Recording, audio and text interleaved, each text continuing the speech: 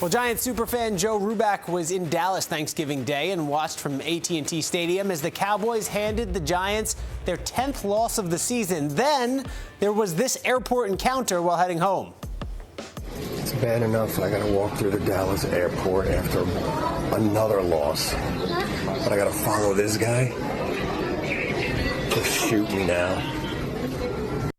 Well, you know him as license plate guy, LPG. Joining us now is Giants superfan Joe Ruback. Joe, welcome to the show. I could have had a much better introduction than that, man. Holy cow. But that pretty much sums up the state of the Giants, right? And everything fans are going through right now. I know John Mara's not getting any sleep. How are things for you these days? Hey, look, I jumped on the we need a quarterback bandwagon, so I'm getting sleep after all these losses. You know, you're not in this position all the time, so I think you gotta take one while it's hot. All right, you were in Jerry's World for Thanksgiving Day. What was the vibe there from the Cowboys fans and the Giants fans who were cheering on Big Blue?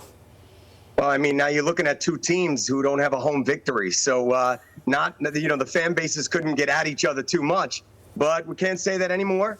Only the Giants are the ones that are left without a home victory. The fans are okay in Dallas. Look, it's such a great environment, and Jerry's World is incredible, believe it or not. I can't stand his football team, but it's an incredible stadium, and the fans are just a little bit delusional about, it's our year, it's our year, it's our year. But not too much crap given in Cowboy land. All right, Giants fans a lot more realistic. I know you've got this streak going of attending games both at home and on the road. How long is that streak for you currently, and how hard is it right now to maintain each week in and out, especially when the team's playing like they are? So this is my 24th year going to every game home and away, whether it's preseason, whether it's in London, whether it's in Germany. It's been great. I've witnessed a few Super Bowls along the way, let alone two before that. And it's such a cool experience to meet Giant fans from all over the world when you go on the road. But the last 10 years, it's been tough. They sprinkled in that Minnesota on the road victory in the playoffs, but it's been really tough, but I don't plan on stopping until they give me another Super Bowl. All right. Well, Daniel Jones obviously key in that Minnesota victory. Tom Brady was very critical of Jones, asking to be released. How do you feel about that as a Giants super fan and DJ looking for another opportunity? Yeah, I thought that was way off base by Brady.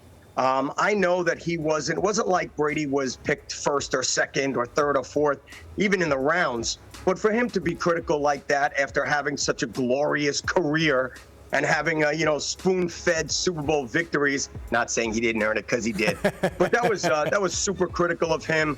And I just thought it was a classy move on the Giants' part. They wanted Daniel Jones to go on his merry way. And, look, he wasn't going to bring anything that he hasn't already shown you to the New York Football Giants. It was time to move on. I'm glad the two talked, and I'm glad he's playing somewhere else. All right. Well, John Mara said he didn't expect any wholesale changes after the season as it pertained to, obviously, Brian Daboll and Joe Schoen. What camp are you in? Do you think they deserve another opportunity moving forward, or do you want to see a new regime in place? I'm on the side where I do think they're coming back. This will be their second franchise quarterback because they gave the contract to Daniel Jones, but I believe this is the one that they're going to pick their quarterback. Like I said, you're not in the position all the time to be on the top of the draft, so you go and you take a shot at a QB. I don't think you wait and you acquire some more draft picks because you don't know if those are going to hit. And, you have to go get the quarterback while it's hot. And I think that Schoen and Daboll are in a good position because of what the franchise has been through the last couple of head coaches and GM. So I don't think that John Mara and company are going to make the switch. I do believe they'll be back, and it's time to talk every Giant fan off those ledges for a little bit. All right, talk me through this, though, for a second, because obviously we said before we came on here, we don't think any NFL player is going out there trying to lose a game. But if you're in the camp that you want the Giants to take a quarterback with the top pick this year, how do you watch these games down the stretch, rooting for them to I don't know, get the quarterback, but be competitive in these games? What are you looking for? In my world, I buy the tickets in April, so I don't even have I'm going no matter what. I already have them, I'm going.